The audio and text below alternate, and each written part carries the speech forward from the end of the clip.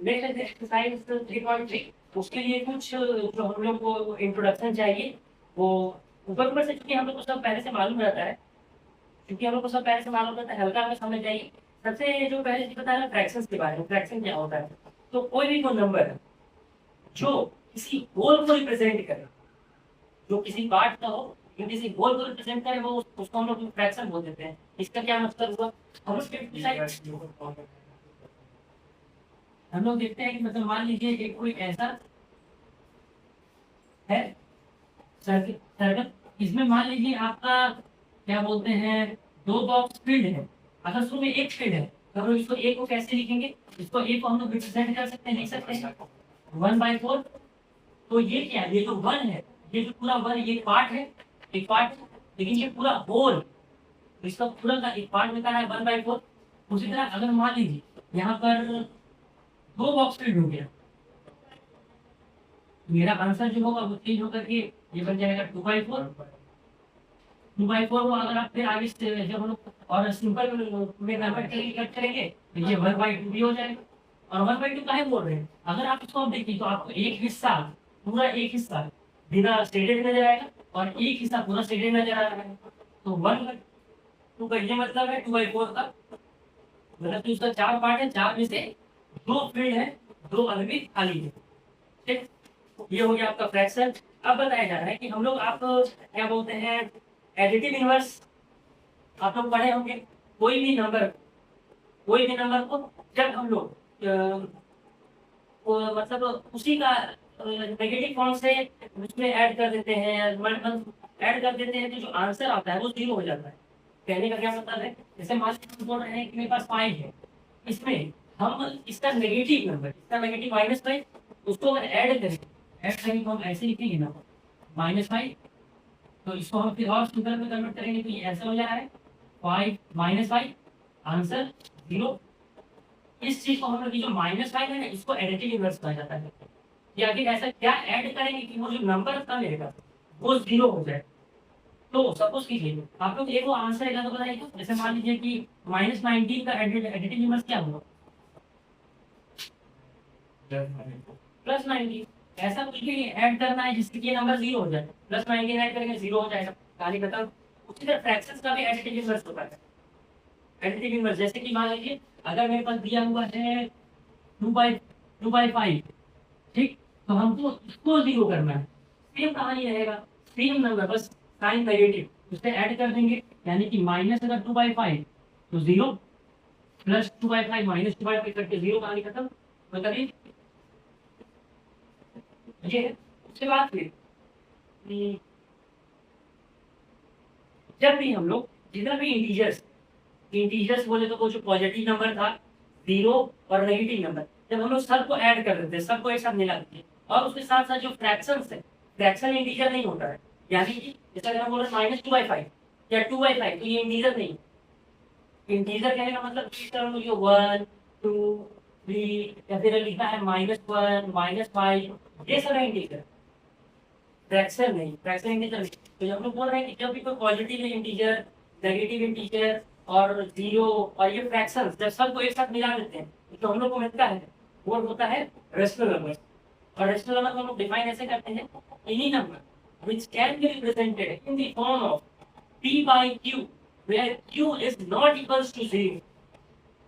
कोई भी एक ऐसा नंबर जिसको हम लोग p/q के फॉर्म में रिप्रेजेंट कर सकते हैं, लेकिन वहां q का मतलब 0 नहीं होना चाहिए।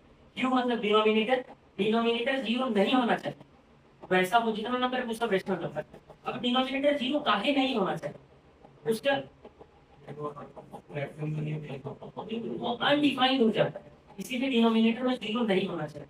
उसको हम लोग मैथ्स में कभी डिफाइन नहीं कर पाएंगे।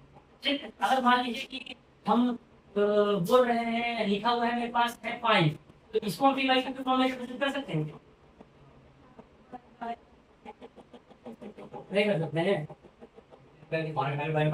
हाँ, ले हो गया 5/1 p/q, p/q जहाँ पर q is not equals to 0, q 0 के बराबर नहीं है, 0 नहीं है क्यों, मतलब ये रेशनल नंबर का डेफिनेशन ध्यान में रखिएगा।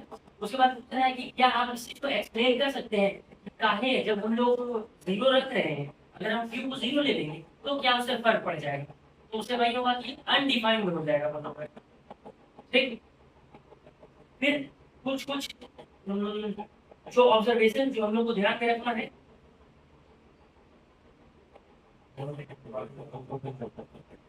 चलिए, तो इसके बाद फिर सीधा सीधे एक्सरसाइज थोड़ा सा ऊपर से बताते हैं, आप लोग अपने से बना के देख लीजिए। शुरू में पूरा है proof that the following rational number are equal, जितना भी रेशनल नंबर दिया हुआ है वो सब इक्वल है। अब इसको प्रूफ करने का दो तरीका हो सकता है, या तो आप कट करके कीजिए, सिंपल टर्म्स में कन्वर्ट करके कीजिए, या फिर आप क्रॉस मल्टीप्लाई करके भी कर सकते हो। अगर क्रॉस मल्टीप्लाई करने के बाद सेम आ जा रहा है तो भी सही है। फॉर एग्जाम्पल हम कौन सा एक एग्जाम्पल दीजिए जो बता दें। एक हम बता सकते हैं क्वेश्चन नंबर 1, क्वेश्चन नंबर 1 का 1 that 2/3 and 4/6, 2/3 and 4/6। अब जब इसको हम लोग जो तरीका हम सिंप्लीफिकेशन से सॉल्व करते हैं, तो सिंप्लीफिकेशन से सॉल्व करेंगे तो 2/3 तो एज इट इज रह जाएगा, लेकिन जो 4/6 है वो कटेगा, 2 2 या 4, 2 3 या 6, मतलब ये भी 2/3 ये भी 2/3, मतलब ये दोनों इक्वल है।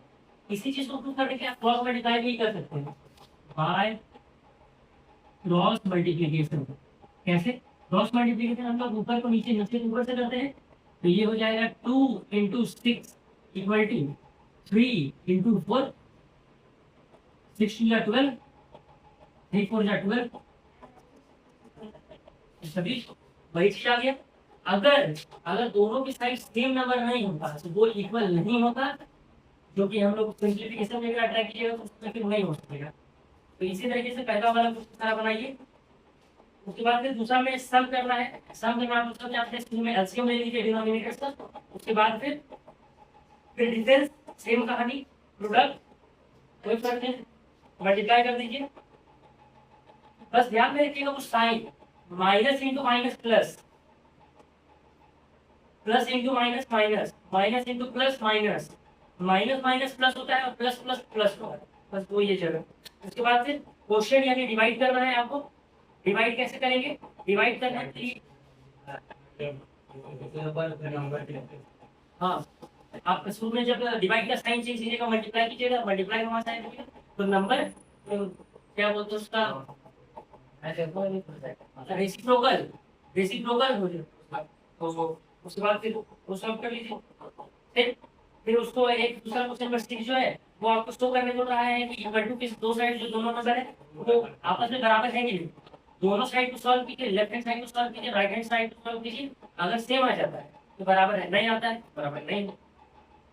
ठीक, उसके बाद फिर सिंप्लीफाई कीजिए using distributive property. Distributive property मतलब क्या होता है, डिस्ट्रीब्यूट मतलब होता है बांटना, बांटना मतलब मान लीजिए एक माँ बाप के 2 बाल बच्चे, अगर माँ बाप समोसा लेकर के आया है तो जो देगा दोनों बच्चा को बराबर देगा। ऐसा नहीं होगा कि बाप बोलेगा मेरी पापा बेटी बड़ी है मेरी तो उसको ज्यादा दे देते हैं, बेटा तो माँ का मगरमच्छ है तब समझेगा, तो ऐसा तो कुछ नहीं होने वाला है। बराबर मतलब उसी तरह से ब्रैकेट के बाहर एक नंबर है, ब्रैकेट के अंदर 2 और नंबर है, जो भी वो मल्टीप्लाई में है जो होगा वो दोनों के साथ होगा, तो उसको दोनों के साथ मल्टीप्लाई कर देंगे। बस बसरते बस जो साइन रखिएगा वो बीच में जो है उसी को रखिएगा, अपने से साइन नहीं डालना रहेगा। उसके बाद फिर define the rational number x such that this is equal to this। आप दोनों साइड को सॉल्व कीजिए, x का वैल्यू निकालिए, x का जो वैल्यू आ जाएगा वही होगा रेशनल नंबर। तो चलिए करके आइए, हो जाता है तो बढ़िया है, नहीं होता है जब नहीं होगा हम लोग सॉल्व करेंगे।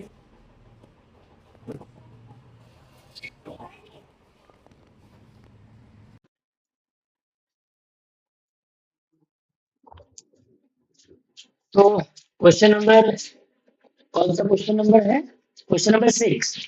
क्वेश्चन नंबर 6 में बोल रहा है सो दैट आपके पास दो अलग अलग एक साइड दिया हुआ, कुल मिलाकर के आपको दोनों को प्रूफ करके इक्वल करना है, लेफ्ट हैंड साइड को और राइट हैंड साइड को इक्वल करना है। तो थोड़ा सा बताइए सर क्या है। 1/, हाँ 1/2 plus 2/3/4 into 8/3 equal to 1/2 multiply 8/3 plus 3/4 multiply 8/3।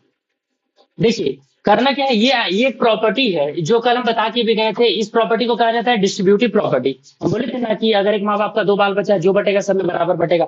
यहाँ देखिए ये पूरा ब्रैकेट के साथ ये मल्टीप्लाई में है, आपको इसको मल्टीप्लाई करना पड़ेगा। ब्रैकेट के अंदर जितना भी ना है, यहाँ 2 है, दोनों के साथ सेपरेटली मल्टीप्लाई करना पड़ेगा। 3 रहेगा, 3 के साथ 4 रहेगा, 4 के साथ जो रहेगा सबके साथ।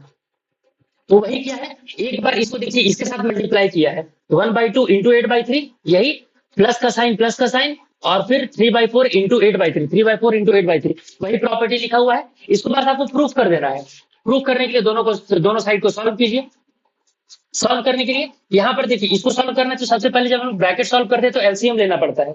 यहाँ पर आप सॉल्व कीजिएगा, 4 और 2 का एलसीएम 4, 2 2 जा 4, 1 2 प्लस 4 1 तो 3, कोई तकलीफ, इंटू 8/3 इक्वल टू। अब जब हम लोग मल्टीप्लाई करते हैं इसको तो न्यूमरेटर के साथ मल्टीप्लाई होता है, डिनोमिनेटर के साथ मल्टीप्लाई होता है। 8 इंटू 1 8, 2, हाँ नहीं काटना नहीं है, अभी हम लोग को इक्वल करना है।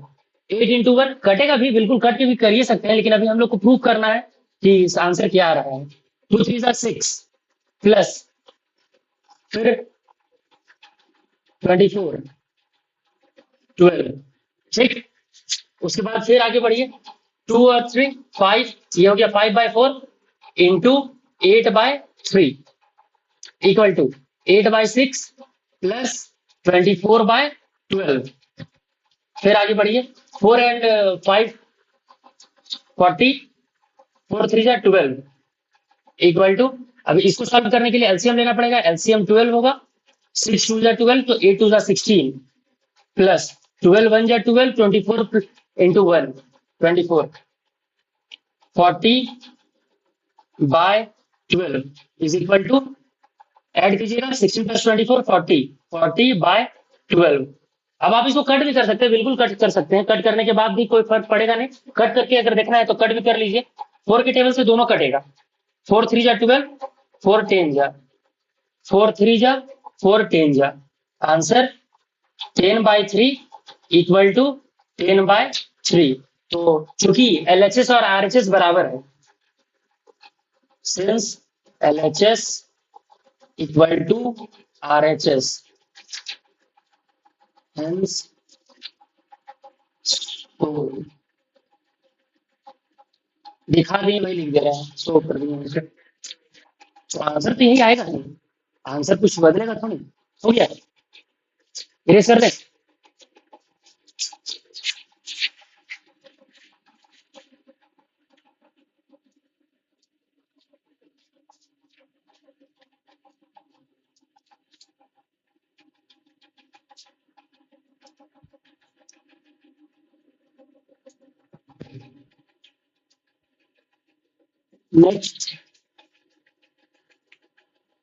Next question number 7, same property पे है, वो तो हो जाना चाहिए या हो ही जाएगा, देख लीजिएगा, हो जाएगा मेरे ख्याल से, नहीं होगा तब देखा जाएगा।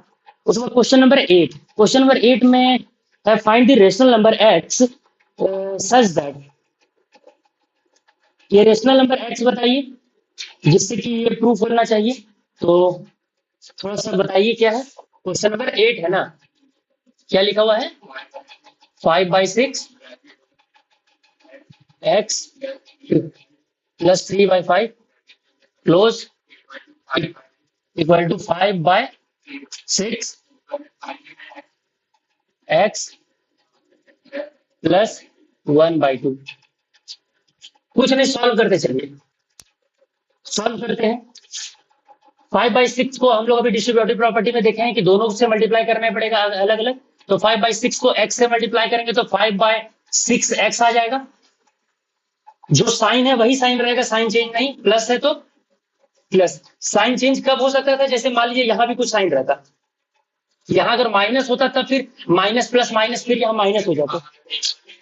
हाँ कर सकते हैं, एकदम कर सकते हैं, लेकिन डिस्ट्रीब्यूटिव प्रॉपर्टी है तो उसी को यूज कर लीजिए। आपको फिर वहां पर एलसीएम लेकर के सॉल्व करना पड़ेगा, तो काम वो अलग हो जाएगा, आंसर कोई फर्क नहीं पड़ेगा, आंसर वही आएगा। उसके बाद फिर इसको मल्टीप्लाई होगा ये 5/6 इंटू 3/5 से, इसको अभी हम लोग कुछ सॉल्व मत कीजिए, एज इट इज रहने देते हैं, प्लस 1/2। जब जरूरत पड़ेगा तो हिसाब से देखा जाएगा। ये हो गया 5/6x प्लस ये कट रहा है, ये 1 टाइम्स में और ये 3 से 2 टाइम्स में, मतलब यहाँ पर 1/2 equal to 5/6x plus 1/2, 5/6x plus 1 5/6x plus. अब यहाँ पर ध्यान दीजिए, देखिए दोनों साइड आपके पास इक्वल टू के बाद सेम चीज आ गया है। अब यहाँ पर एक काम ये भी तो कर सकते हैं कि आप इसको और इसको काट सकते हैं, काट दीजिएगा कट जाएगा, यहाँ पर बराबर हो जाएगा 1/2 इक्वल टू 1/2।